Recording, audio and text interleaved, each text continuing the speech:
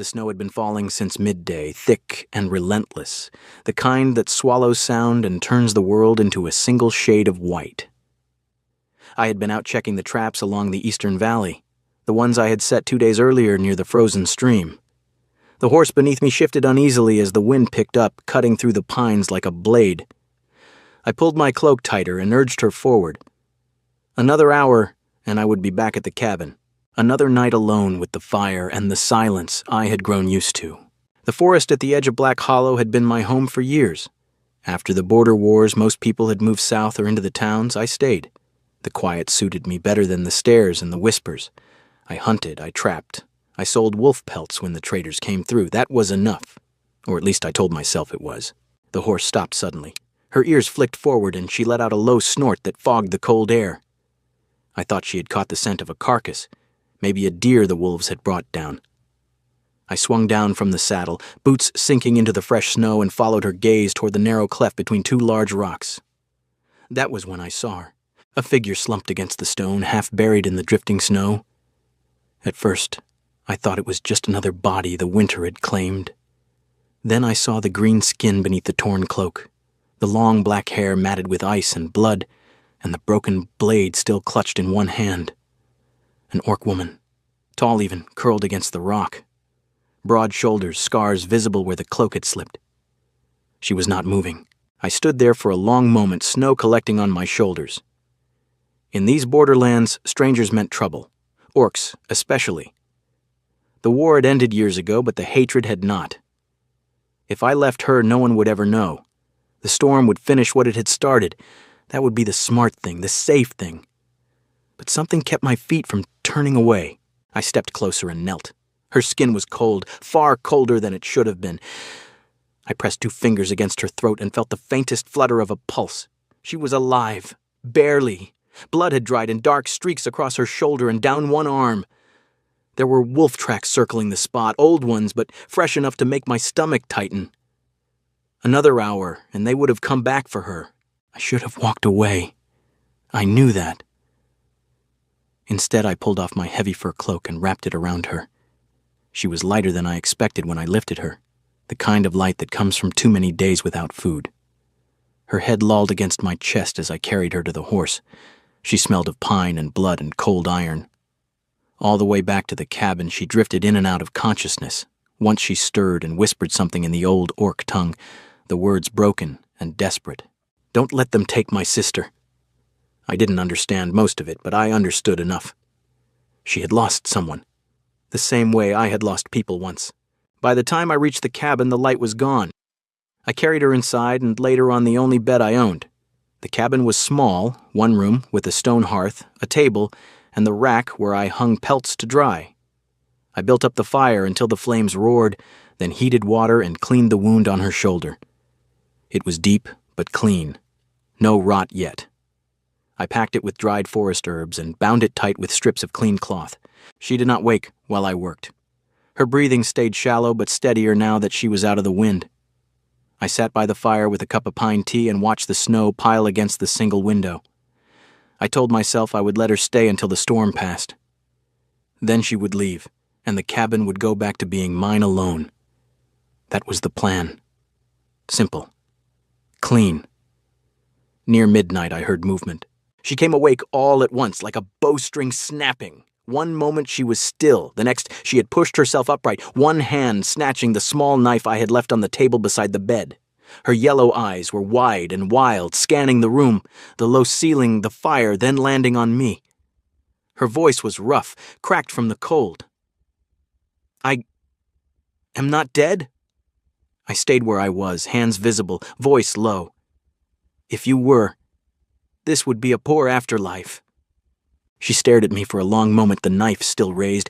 Then her gaze dropped to the bandage on her shoulder, to the heavy cloak that had been mine now draped over her legs, to the steam rising from the pot on the hearth.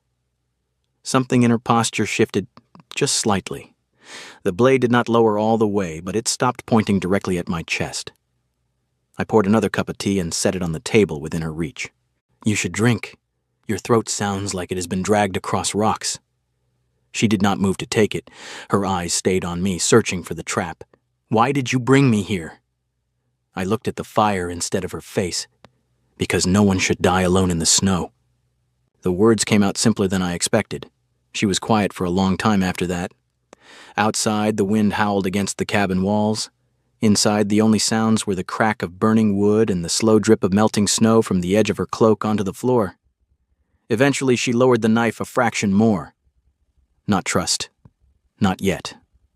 But something close to it. The smallest crack in the wall she had built around herself. I did not know then that the woman sitting on my bed, still clutching a broken blade, would be the one to change everything I thought I had settled for. I only knew that for the first time in years, the cabin did not feel quite so empty, and that was enough to make me stay awake beside the fire long after she had closed her eyes again. The morning after the storm, light crept through the single window in thin gray lines. I woke to the sound of the fire crackling and the faint creak of the bed as she shifted. She was already awake, sitting upright with her back against the wall, the small knife still within reach on the blanket. Her yellow eyes tracked me as I stood and stretched the stiffness from my shoulders. She watched me pour water into the kettle and set it over the flames. For a long while, neither of us spoke. Then, in a voice still rough from sleep and cold, she said, "My name is Lyra Thornfang." I nodded once. "All right." She seemed surprised that I did not ask for more. Most people would have. Instead, I set a bowl of rabbit stew on the table near her and went back to tending the fire. She ate slowly, testing each spoonful as though it might turn to ash on her tongue. When she finished, she set the bowl down with both hands, careful not to let it clatter. "You should rest," I said. "Your shoulder needs time." "I have rested enough." She glanced toward the door. "The snow has stopped. I can leave today." "You can," I answered, "but the drifts are still waist-high in places, and you have no cloak." She looked at the heavy fur I had wrapped around her the night before. It still lay across her legs. She did not reach for it. For 3 days, she stayed. She never said she would. She simply did not go.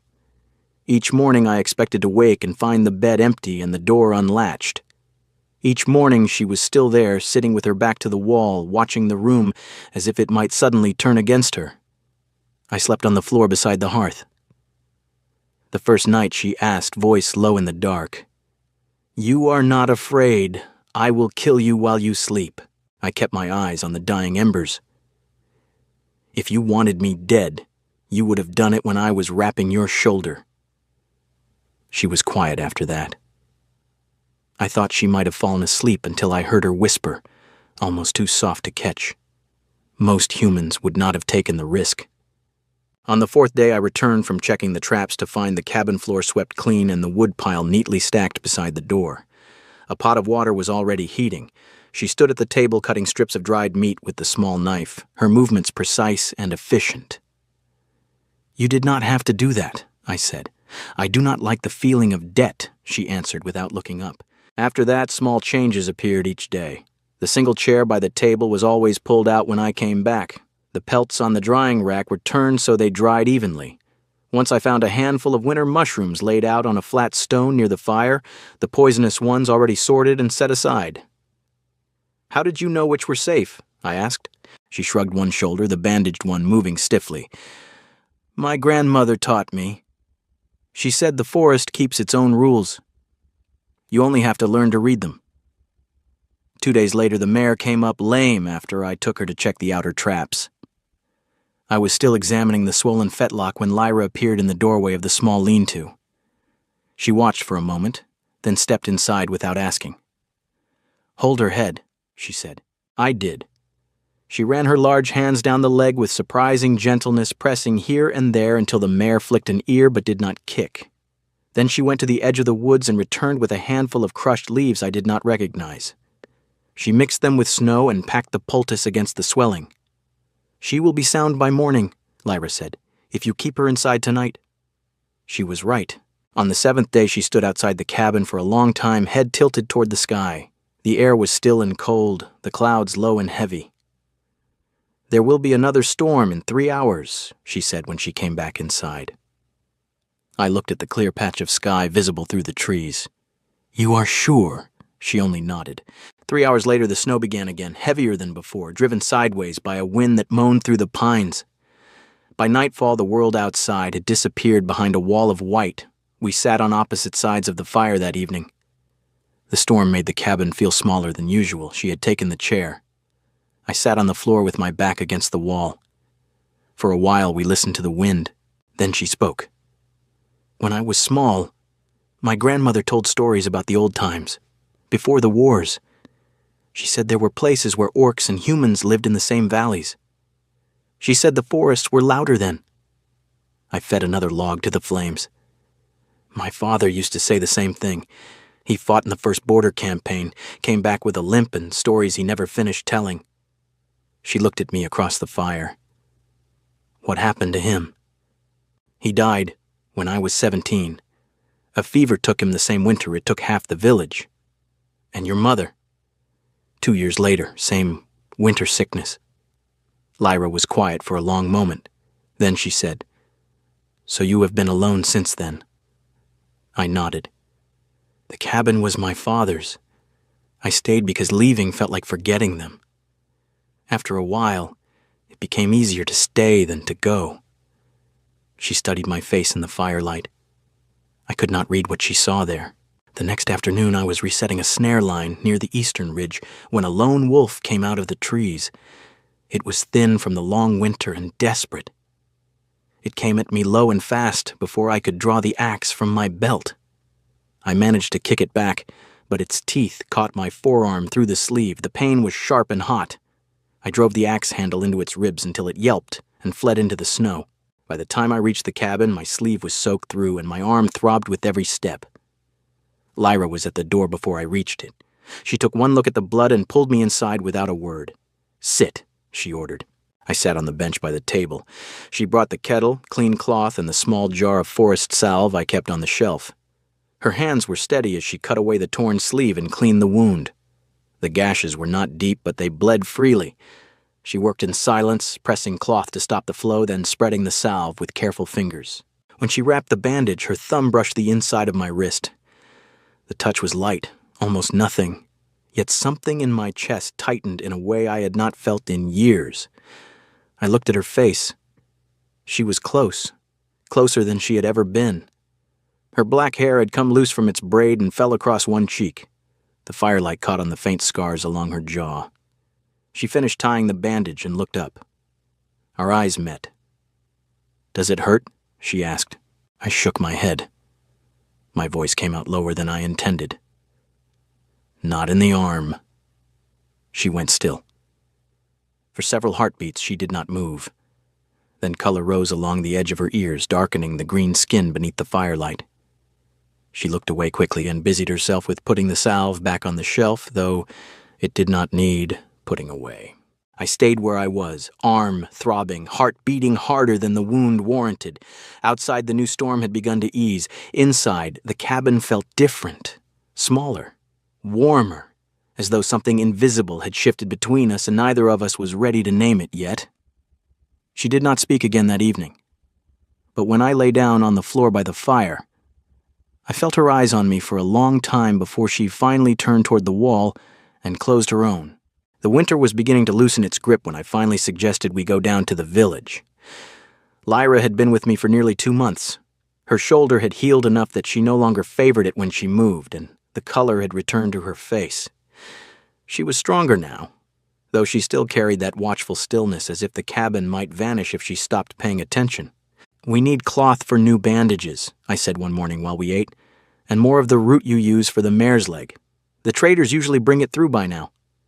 She looked at me across the table, spoon halfway to her mouth. "You want me to go with you?" "I want you to choose," I answered. "But the snow is thinning. The path should be clear enough." She was quiet for a long time. Then she nodded once. We left at first light. Lyra wore my old cloak over her own mended one. She kept the hood up. I did not ask her to. The ride down the mountain took most of the morning. She rode behind me on the mare, her hands resting lightly on my sides. Neither of us spoke much. The forest was waking up, patches of brown earth showing through the melting snow. When we reached the edge of the trees and the village came into view, I felt her hands tighten. The market square was busy for a late winter day. People moved between stalls, voices carrying in the cold air. The moment we dismounted, the noise changed. Conversation slowed. Heads turned. I saw the way eyes slid over Lyra's tall frame, the green skin visible at her wrists, the tusks that showed when she spoke. No one said anything outright, but the silence that followed us was loud enough.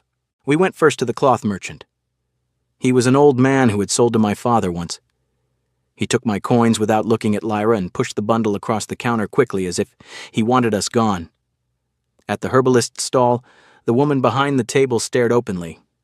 "You bringin' trouble here, Edrin?" she asked, not bothering to lower her voice. I met her eyes. "Just buying what I need." She wrapped the roots without another word. We stopped at the small inn for a hot meal before the ride back. That was the mistake. The common room was half full. A fire burned in the hearth. The moment Lyra stepped through the door behind me, every conversation died. Forks paused halfway to mouths. A woman near the back stood up and pulled her child closer. I chose a table in the corner and sat with my back to the wall. Lyra sat opposite me. She kept her hood up. The serving girl brought bread and stew without meeting our eyes. We ate in silence. I could feel the weight of the room pressing in. Lyra's shoulders were rigid. She ate slowly, the same careful way she had the first days in the cabin. Then a chair scraped back. A man stood up from the bar. He was broad with the look of someone who had once worn a uniform and never quite taken it off. 3 stripes on his sleeve marked him as a mercenary who had stayed on after the war. He was already drunk, his eyes locked on Lyra. "I know that mark," he said loudly, pointing at the thin silver band around her wrist, the one she never took off. "Thornfang clan. I remember burning your stinking tents. You lot ran fast when the fires started." The room went completely still. Lyra did not move. Her hand tightened around her spoon until the metal bent. The man laughed, a wet, ugly sound. "Didn't think any of you survived that raid. Your chieftain begged before we cut his throat. Or was that your father?" I stood up. "Sit down," I said. He looked at me as if I had spoken in another language. Then he smiled. "You protecting this one, Trapper? She paying you in other ways?" I stepped between him and the table. "She is with me. That is all you need to know." He moved faster than a drunk man should. His hand shot out toward Lyra's hood. I caught his wrist before he touched her. His skin was hot and sweaty. For a second we stood there, arms locked. Then I drove my fist into his jaw. The crack was loud in the quiet room. He went down hard, knocking over a chair. Blood ran from his split lip. 2 of his companions started to rise, but the innkeeper shouted from behind the bar, "Enough! All of you out! Now!" I dropped coins on the table. Lyra was already standing. We walked out without looking back. The cold air hit like a slap after the heat of the room. We rode in silence for a long time. The sun was low by the time we reached the cabin. Lyra went inside first. She did not take off the cloak. She walked straight to the small chest where she kept the few things she had gathered and began folding her spare shirt. I closed the door behind me. "What are you doing?" "Leaving," she said without turning, "before they come looking for you, before they decide the orc in your house is worth more trouble than you are." "You are not leaving." She turned then. Her eyes were bright with something between anger and fear. "You do not understand.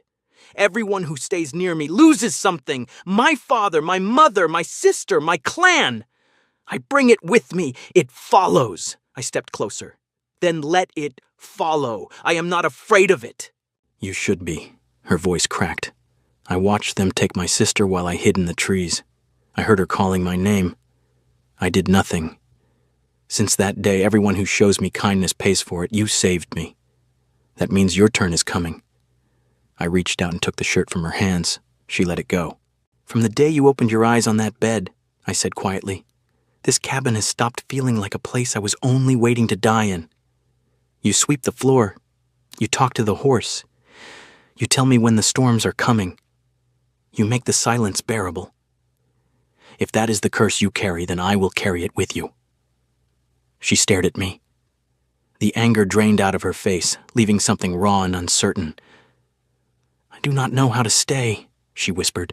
"You do not have to know," I answered. You only have to choose." She looked down at her hands. For a long moment she said nothing. Then she reached out and touched my wrist, the same place where her thumb had brushed days earlier when she bandaged my arm. Her fingers were warm and rough from work. She did not pull away. That night, she did not pack. She sat by the fire until the flames burned low. When I lay down on the floor, she spoke into the dark. "Thank you," she said, so softly I almost missed it, "for not letting me disappear." I closed my eyes. Outside, the last of the winter wind moved through the trees. Inside, for the first time since she'd arrived, the cabin felt like it might become something more than a shelter. It might become a place we both chose to keep. The days after the village felt heavier than the snow that had finally begun to melt. Lyra moved through the cabin with a quiet watchfulness that had not been there before. She still helped with the chores, still spoke when I asked her something, but her eyes kept drifting toward the tree line as if she expected riders to appear at any moment. On the third morning, I found her standing outside with her arms crossed, staring at the path that led down the mountain. "They will come," she said without turning. "That man recognized my clan mark. He will talk. Someone will pay for my head." I stepped up beside her. "Then we will be ready." She looked at me, and for the first time since I had known her, real fear showed in her eyes.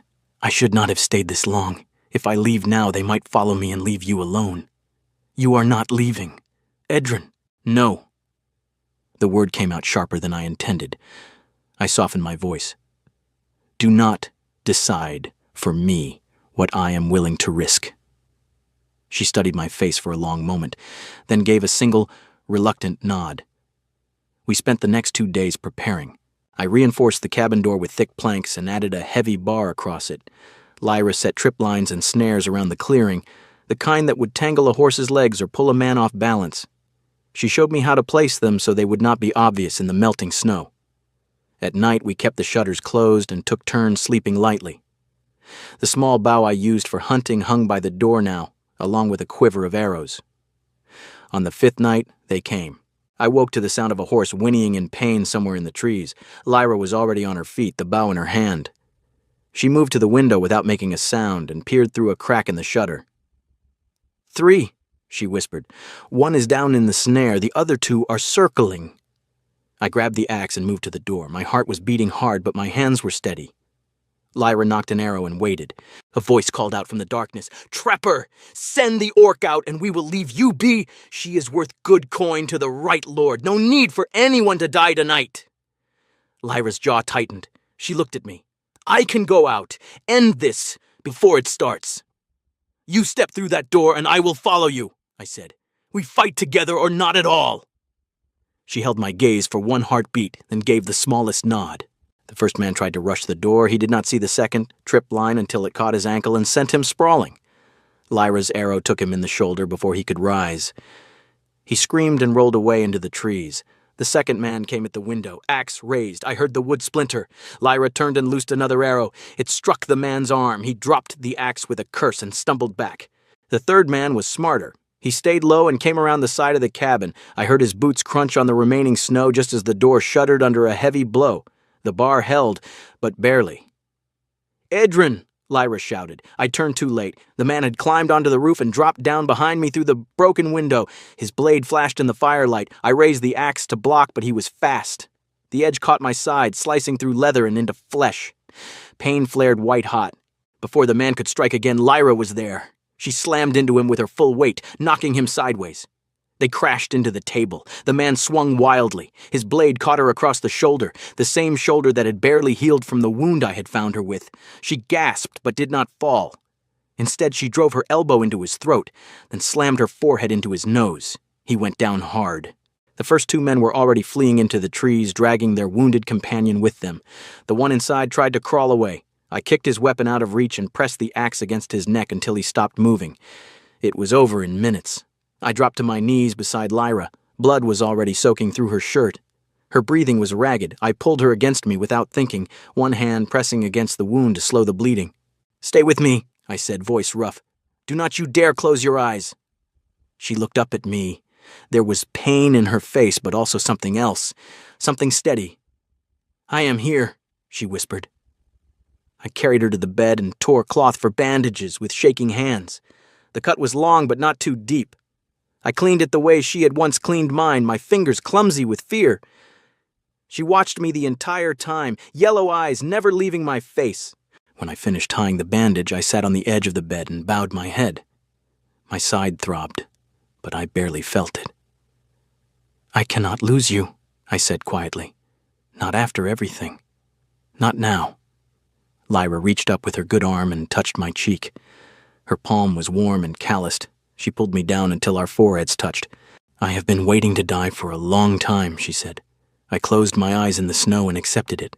Then I woke up here, on your bed, with you looking at me like I was not a monster." Her voice broke on the last word. "I do not want to run anymore, Idrin. I want to stay. Even if they come again, even if the whole world tells me I should not." I closed the last small distance between us and kissed her. It was not gentle. It tasted of blood and fear and the sharp edge of everything we had been holding back. Her hand fisted in my shirt, my fingers tangled in her hair.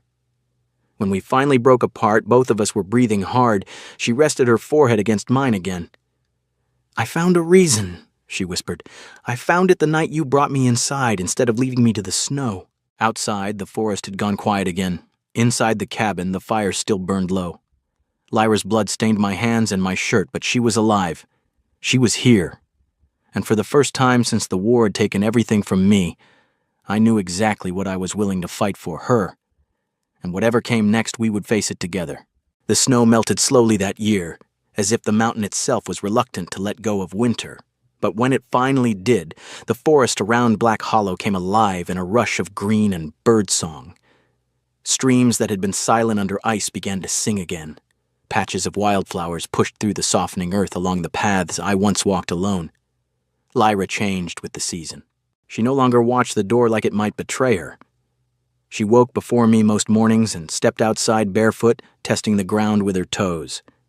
She found a small patch of earth behind the cabin and began planting the herbs she knew from her grandmother's teachings. She repaired the lean-to roof where the mare stayed, her hands sure and patient with hammer and nail. One afternoon I returned from checking the outer traps to find a string of small bone and wood chimes hanging from the eaves. They made a soft, hollow music when the wind moved through them. She had brought the bones and carvings from her pack without me ever seeing them before. "Izine, you hung them," I said. She looked at the chimes, then at me. "My people believe they keep bad spirits from settling on a roof. I thought this place deserved to be protected." I did not tell her that the only spirit I had been carrying for years was the one that whispered I would always be alone. She had already begun to quiet it. We fell into a rhythm that felt older than the both of us. I taught her the hidden game trails and the places where the best winter roots grew. She taught me words in the old orc tongue, the ones her grandmother had used for the forest and for the stars. Some nights we argued over the best way to cure pelts. Other nights we sat by the fire and she told me stories of the sea she had never seen. And I listened like a man who had been waiting his whole life to hear them. The village changed too, though more slowly. It started with the wolves. A small pack came down from the high ridges in early spring, bold from hunger. They took 2 goats from the edge of the village before anyone could stop them. The hunters went out and came back empty-handed. Then one of the children was cornered near the tree line. Lyra was with me that day, bringing roots to trade. She heard the screams before I did. She moved faster than any of us. By the time I reached the clearing, she had already driven the wolves back with nothing but a staff and her voice. One of the animals had raked her forearm, but she paid it no mind. She knelt beside the boy, checked him for wounds, and spoke to him in the low, steady way she had once spoken to my injured mare. After that, people stopped crossing the street when they saw her. A few weeks later, an old woman's cow broke its leg in a hidden hole. The woman came up the mountain herself, something she had not done in years. She stood at the edge of the clearing with her hands twisted in her apron and asked if the orc woman could help. Lyra went down without hesitation. She set the leg, made a splint from branches, and stayed 3 nights until the cow could stand again. The children were the first to say her name out loud. They started calling her Sister Lyra when they saw her at the market. One small girl even brought her a clumsily woven crown of early flowers. Lyra accepted it with both hands and wore it until the petals browned. I watched her touch the flowers later that evening, her expression caught between wonder and something close to pain. She was still learning how to be seen as something other than a threat. I knew I could not wait any longer. On a warm afternoon, when the last of the snow had vanished from the cleft between the rocks, I asked her to walk with me. She did not question it. We rode the mare down the familiar path until we reached the place where I had found her months earlier. The rock face was the same, but the snow was gone. Wildflowers had claimed the ground where her blood had once stained the white. The stream ran clear and loud beside us. I stopped at the exact spot. Lyra looked around, then at me. She understood where we were without me saying it. I took my mother's silver ring from my pocket. It was simple, worn smooth from years against skin that was no longer here. I had carried it since the day she died, never quite knowing why I could not let it go.